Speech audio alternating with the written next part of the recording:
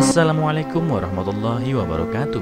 Apa kabar kalian? Semoga kalian baik-baik saja dan tetap diberikan kesehatan oleh Allah Subhanahu wa Ta'ala. Bantu channel kami dengan cara subscribe dan tekan tombol lonceng kalian. Terima kasih. Semoga kisah ini bermanfaat.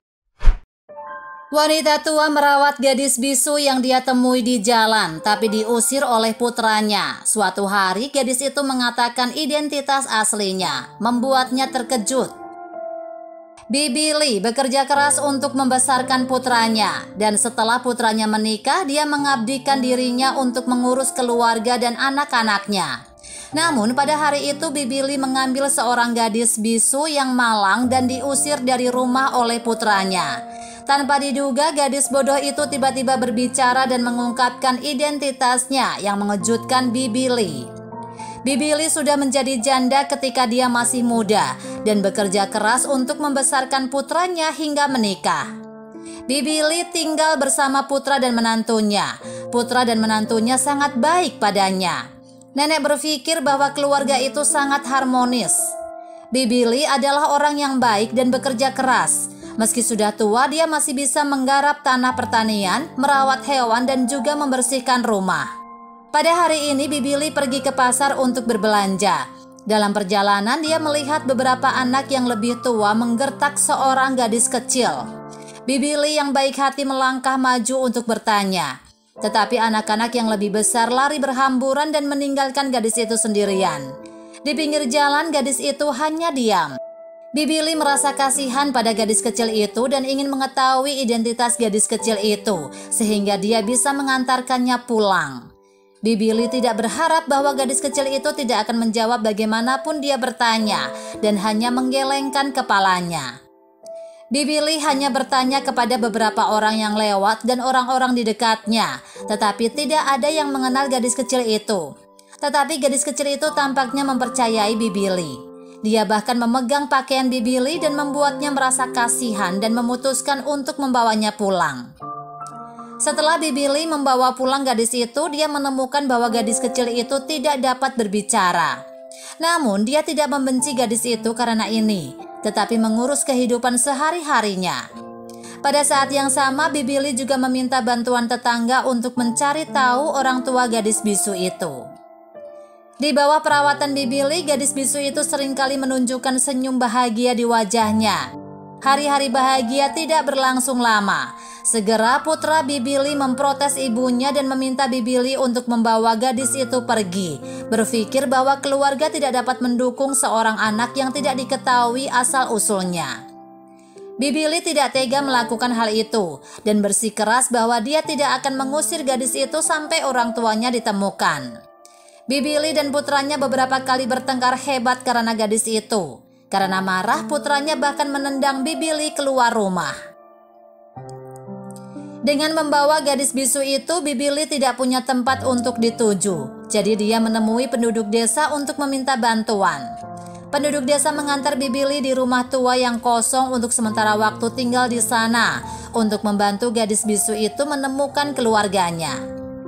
Setelah penduduk desa pergi, Bibi Li duduk di rumah tua dan menghela nafas dan berkata, "Gadis kecil itu tidak dapat berbicara. Bagaimana aku bisa membantunya menemukan keluarga? Bagaimana putraku bisa berubah pikiran dan mengusirku?" Mendengarkan Bibi Li mengeluh, gadis bisu itu tiba-tiba berbicara. Dia memberitahu Bibi Li namanya dan orang tuanya dan berkata, "Keluarga kami sangat kaya." Setelah itu, gadis itu kembali diam dan menjadi bisu. Setelah mengetahui nama gadis itu dan orang tuanya, Bibi Li buru-buru mencari penduduk desa untuk membantunya menemukannya. Hanya seminggu kemudian, sepasang suami istri datang mengunjunginya. Ketika pasangan itu melihat gadis kecil itu menangis, mereka memanggil namanya. Tetapi gadis kecil itu tidak terlihat bahagia, yang membuat Bibi Li curiga pada pasangan itu. Mereka mengeluarkan kartu identitasnya untuk menunjukkan pada Bibi Li dan menunjukkan foto keluarga di dompetnya. Nenek percaya bahwa mereka adalah orang tua dari gadis itu. Tetapi mengapa anak itu tidak mengenali mereka? Ayah gadis itu berkata bahwa dia bekerja keras untuk karirnya dan sangat sibuk dan jarang pulang. Meskipun ibunya banyak menghabiskan waktu di rumah karena suaminya jarang pulang, dia selalu bertengkar dengan suaminya dan sering berbicara tentang kata cerai. Saat itu putrinya telah hilang dan pasangan itu pergi ke sekolah untuk mencari tahu kondisinya. Guru mengatakan pada mereka bahwa putrinya sering memberitahu teman-teman sekelasnya bahwa orang tuanya akan bercerai dan dia akan segera menjadi yatim piatu tanpa rumah. Setelah mendengar penjelasan gurunya, pasangan itu sangat menyesal dan mereka bertekad untuk berubah dan memberi putri mereka rumah yang hangat.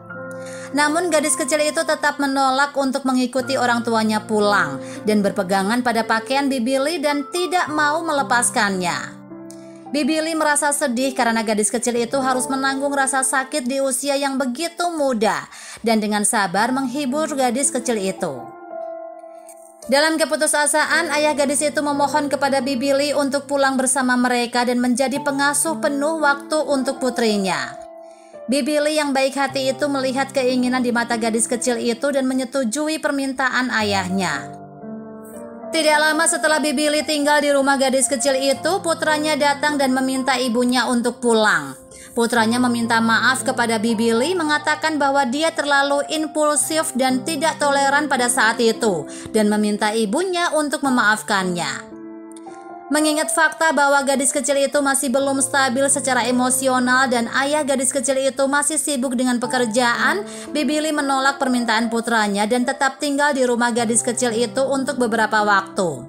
Setelah gadis kecil itu stabil secara emosional dan menjadi ceria lagi, Bibili pulang ke rumahnya. Sebelum pulang, ayah gadis kecil itu selain memberi uang pada Bibili juga menjadikannya sebagai ibu baptisnya dan menyuruh Bibili untuk menghubunginya kapan saja dia perlu.